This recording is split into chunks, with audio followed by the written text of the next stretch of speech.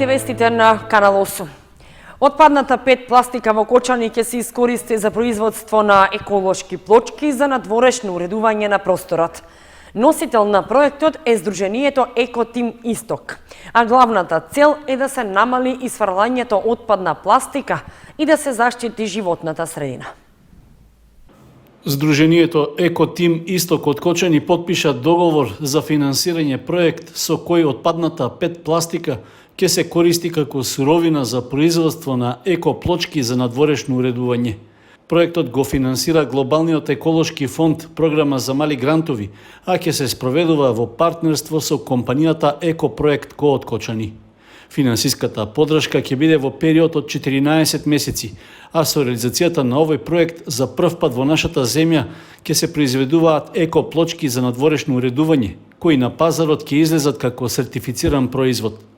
Главната цел е наменски да се искористи отпадната ПЕТ пластика, со што ќе се намалат количините што секојдневно се изфрлаат и представуваат причина за загадување на животната средина, истакна Ирена Мирчовска, координаторка на проектот. Реализацијата на овој проект доаѓа како продолжение на успешно реализираните активности со училиштата во Кочани за воспоставување функционален локален систем за управување и правилно постапување со отпадното ПЕТ пакување, што исто така се реализираше со финансиска поддршка од Глобалниот еколошки фонд. Освен тоа, во изминатите 2 години во општините Чешиново, Облешево и Зрновци се спроведе проектот Селектирај пластичен отпад од земјоделството и дај свој придонес во борба против климатските промени со средства од фондовите на Европската Унија. Проектот за производство на екоплочки во Кочани ќе се реализира паралелно со уште еден проект што е финансиран од Глобалниот еколошки фонд, а за кој се очекува деновиве да биде потпишан договор и ќе се спроведува во општина Гевгелија. Повеќе информации за овие и за слични проекти можат да се добијат на официјалната веб страница на Глобалниот еколошки фонд, програма за мали грантови. Околу 2000 евра биле украдени од трговски маркет во центарот на Кочани, но полицијата го расчистува случајот. Осомничен за кражбата е сопруг на вработена во маркетот, за што ќе следи соодветна законска санкција. Уште една кражба се случи во Кочани, при што од продавница на улицата Маршал Тито во центарот на градот украдена е поголема сума пари. По откривањето, случајот е пријавен во полиција во понеделникот претпладне, а по брзата истрага веќе е осомничен сопругот на вработена во маркетот. Од секторот за внатрешни работи од Штип информираа дека околностите за овој настан се расчистени и се презема соодветна постапка за санкционирање на сторителот.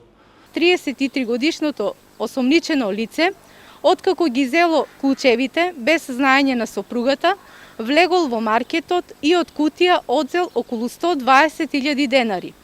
Парите се пронајдени, одземени и вратени на собственикот. Се работи на целосно комплетирање и документирање на случајот, пошто против 33 годишното лице ќе биде поднесена кривична пријава до надлежното обвинителство. По расчистувањето на случајот, украдените пари од маркетот му биле вратени на собственикот. Панајотова информираше дека е расветлен и случајот со обид за кражба во двор во Кочани, а за кој имаше видео снимка што Канал 8 веќе ја објави. При вршење на кривично дело, тешка кражба во обид, затекнати се 2 лица, и тоа едно на возраст од 26 години и едно малолетно 15 годишно лице. Истите се лишени од слобода и приведени во полициската станица Кочани, и против нив по комплетирање на случајот ќе биде поднесена кривична пријава.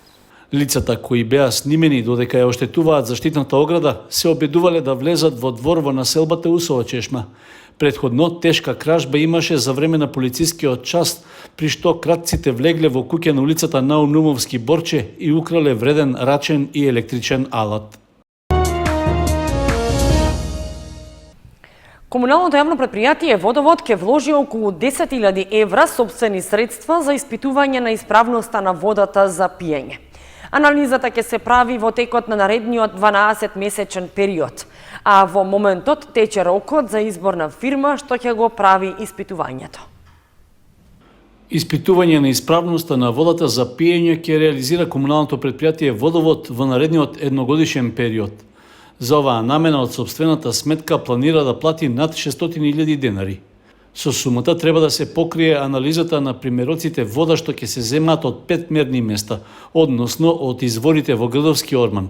Потоа, после преработката во фабриката за вода, од резервоарите за вода, од водоводната мрежа и од местата на потрошувачка. Планирано е анализата да се прави во период од 12 месеци, при што ќе се земаат околу 300 различни примероци вода, односно по околу 16 испитувања месечно. Доколку се јави потреба, предвидено е овој број да се зголеми во зависност од ситуацијата на терен. Од земените примероци ќе се испитува основната физичко-хемиска, како и бактериолошката исправност на водата од градската водоводна мрежа. Веќе е објавен јавниот повик за избор на стручна институција која ќе го прави испитувањето, а пријавувањето на заинтересираните трае до крајот на април. При тоа, избраниот давател на услугата ќе треба да поседува сертификат за акредитација на лабораторија за испитувања, како и претходно да има искуство во оваа област.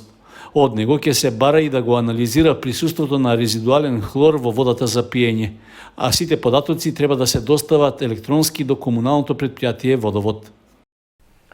Поради реконструкција и модернизирање на дистрибутивната мрежа од страна на екипи на електродистрибуција, в среда 21 април во Кочани ќе има прекини во снабдувањето со електрична енергија.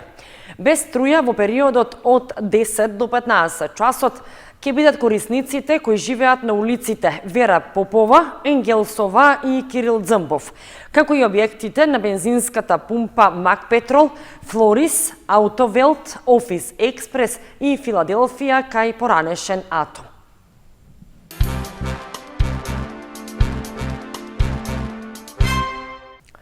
Објавен конкурсот за учество во Еразмус плюс проектот Европски стандарди во областа на електротехниката и телекомуникациите за ученици од Средното општинско училиште Гошо Викентиев. Проектот ќе трае 15 дена во Република Бугарија, а заинтересираните ученици може да се пријават најдоцна до 15 мај. Средното општинско училиште Гошо Викентиев го објави конкурсот за пријавување ученици во рамките на Еразмус плюс програмата на Европската комисија за учество во проектот Европски стандарди во областа на електротехниката и телекомуникациите. Станува збор за конкурс со практична настава и мобилност за учество во проект во Република Бугарија. Проектот трае 16 месеци во периодот од 1 јуни 2020 до 30 септември 2021 година. Мобилноста на учениците ќе трае 15 дена во Република Бугарија. Како училиште сме партнери во еден Еразмус проект кој е веќе во финална фаза и доколку дозволат здравствените услови треба да се реализира во текот на летото, односно во месец јули, почнувајќи од 4 па до 17 јули, значи 14 дена, две групи по 10 ученици ќе присуствуваат на обуки во странство, каде што ќе се стручно дообразуваат. Потребни документи за пријавување на конкурсот се потврда за редовен ученик, копија од свидетелства од претходните учебни години, потврда за познавање на англиски јазик, мотивационо писмо, сертификати за учество и награди од надпревари, пополнет формулар за апликација, договор за мобилност на ученикот и согласност од родител. Критериуми за пријавување се да се редовни ученици во Средното училиште Гошо Викентиев, да имаат минимум многу добар просечен успех во претходните учебни години, да имаат солидно постигнати резултати, докажано стручно знаење и вештини засновани врз работата на задолжителната пракса од училиштето, да имаат добри компетенции за англиски јазик. Учениците треба да имаат основно ниво на владење на јазикот А1. Мотивационо писмо со кое секој кандидат ќе има можност да објасни зошто сака да учествува во проектот и зошто проектот е важен за него. Одговорен однос кон процесот на учење и учество и награди од надпревари. Изборот на кандидатите ќе го направи училишна комисија, а резултатите ќе бидат објавени јавно на огласна табла во училиштето, како и на веб страницата на училишната установа. Со секој пријавен кандидат, комисијата, освен што ќе го разгледува образецот за апликација за учество и проценка на кандидатите, ќе направи и лично интервју, со цел да се потврди мотивацијата на секој ученик. Приоритет при донесувањето на конечната одлука за изборот ќе имаат оние кандидати за кои ова е единствена можност да учествуваат во професионална пракса во странство. Документите заедно со апликацијата кандидатите може да ги достават лично најдоцна до 15 мај 2021 година. За овој Еразмус Плюс проект училиштето воспостави соработка со Центарот за европски иницијативи од Стара Загора, Република Бугарија. Собрана 21 крвна единица на младинската крводарителска акција што во организација на Црвен крст Кочани се одржа во спортската сала кај гимназијата. Беше спроведена во соработка со Институтот за трансфузионна медицина од Штип. Млади лица од Кочани и соседните општини даруваа крв на младинската крводарителска акција што се одржа во спортската сала во Кочани. Акцијата беше во организација на Црвен крст Кочани во соработка со Институтот за трансфузионна медицина од Штип. Ова е акција, младинска акција, каде што сушност се поканети младинци, средношколци, студенти и други млади кои може да даруваат крв и секако отворена и за други граѓани кои сакаат да посетат оваа акција. Сепак акцентот го ставаме на младите лица. Обично во овој период спроведувавме крводарски акции во средните училишта. Сега со пандемијата, организираме една заедничка крводарска акција која е наменета за младите и секако денеска младите можат да дојдат и да даруваат крв. Сакам да кажам дека крводарителството е од витално значење со цел обезбедување на потребната крв и крвни продукти за самото општество. И исто така сакам да изразам огромна благодарност на сите младинци кои денеска ќе дојдат и даруваат крв, затоа што со тоа покажуваат голема хуманост, како и храброст за дарување на крв. Во акцијата беа вклучени и волонтери на Црвен крст Кочани, кои се грижеа за почитување на посебните протоколи за заштита од COVID-19, при што мереа телесна температура на дарителите, а се грижеа и за дезинфекција на крводарителите, како и делење на заштитни маски и ракавици. Од Црвен крст Кочани информираа дека до крајот на месецот е предвидена уште една крводарителска акција. Акцијата е закажана во редовниот термин, односно секој последен четврток во месецот. Овој месец на 29 април четврток во просториите на Црвен крст Кочани. Граѓаните може да даруваат крв и секој понеделник и четврток во службата за трансфузионна медицина.